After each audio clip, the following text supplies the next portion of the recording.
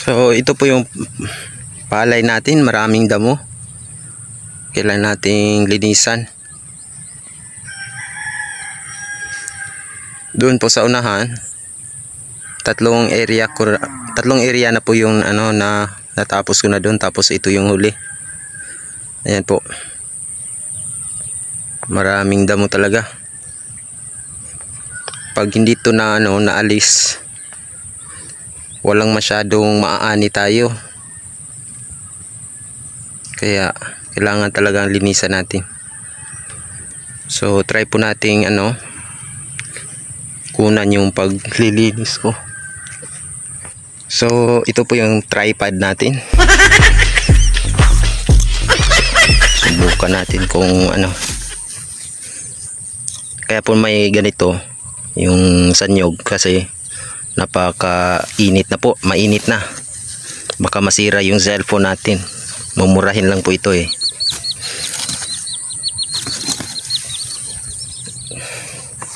Panangga po natin to sa init. So try natin ilagay dito.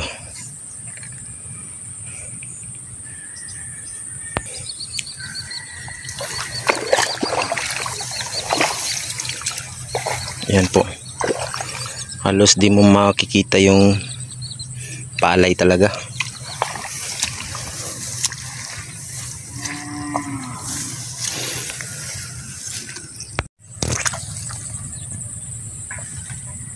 So ayan po yung tripod natin sa gitna ng palayan. Try po nating ilagay.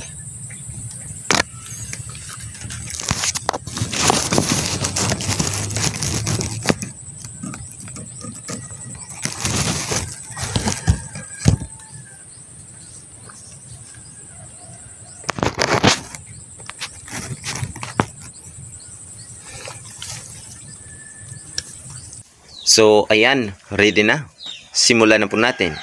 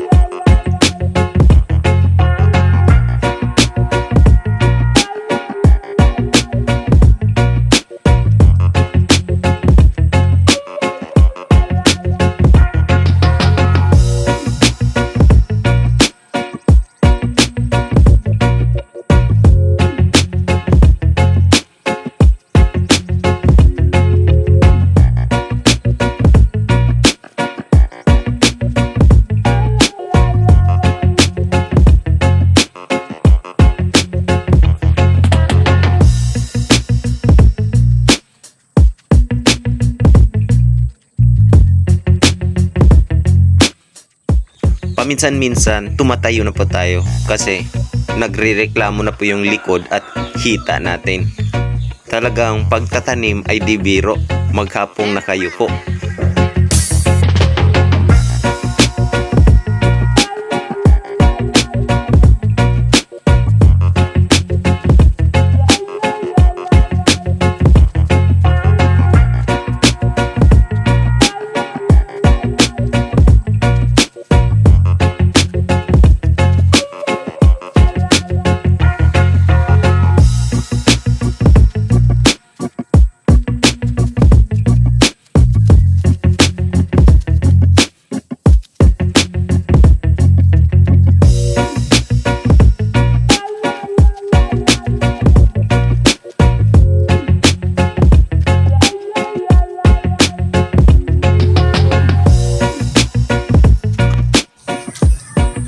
So ayan po yung nalinis na natin.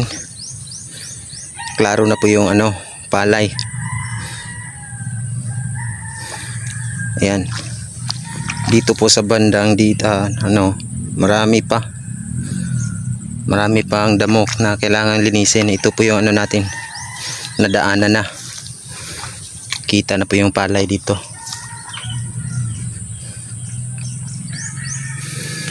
Dapat po sana yung nagtatanim nito yung maglilinis dito, kaso busy po sila kaya ako na lang po yung gumawa. sayang din naman yung palay pag hindi nalinisan. Tapos na po tayo sa malaking gastusan. Dapat aantayin na lang po ito na magbigay ng bunga.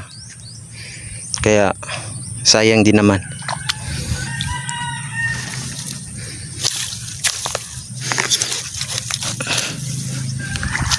Ang paraan ko po sa paglilinis dito ay ginagamitan ko lang po na pangputol. Dapat po sana ay bubunutin talaga yung damo.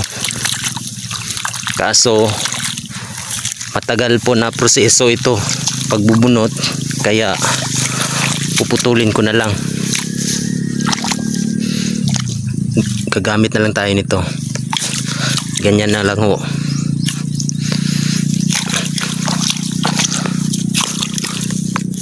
Ganyan. Puputulin natin. Yan.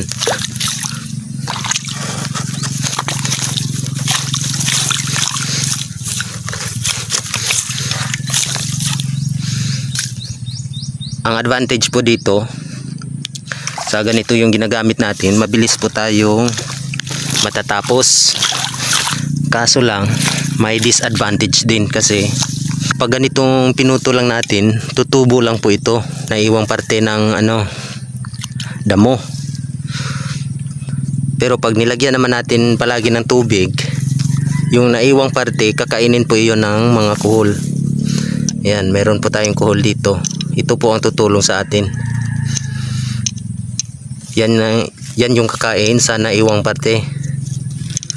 Kaya kailangan talaga nating lagyan ng tubig. Lagyan natin palagi ng tubig para may kuhol na tutulong sa atin. So ayan po. Yan po yung ginagawa natin ngayon. Yung mabilisang paraan po yung ginawa natin kasi medyo malaking area po yung lilinisan natin. Yan. Maraming damo po. Doon 3 area na po yung natapos ko. So dito na lang. Ito yung panghuli. Sana matapos po natin to agad. So hanggang dito na lang po kasi mataas na po yung sikat ng araw. Kailangan ko pa pong linisin to. Kahit hindi man natin matapos, at least mabawasan na lang natin. So ito po yung isa sa nilinis natin. Yan. Klaro na po yung mga palay. Yan. Tuyo na po yung naputol nating mga damo. Kaya magiging pataba din po yan. Yan po. So medyo mainit na po. Hindi po natin natapos yung ginawa natin doon. Babalik na lang po tayo sa susunod na araw. Siguro bukas babalikan ko po yun nang matapos na. Ito tapos na to dito. Yan po. Uuwi na po tayo kasi napakainit na. Mag 10 AM na po. Mainit na po yung sikat ng araw. So uuwi na po tayo. Maraming salamat sa panonood. Paalam.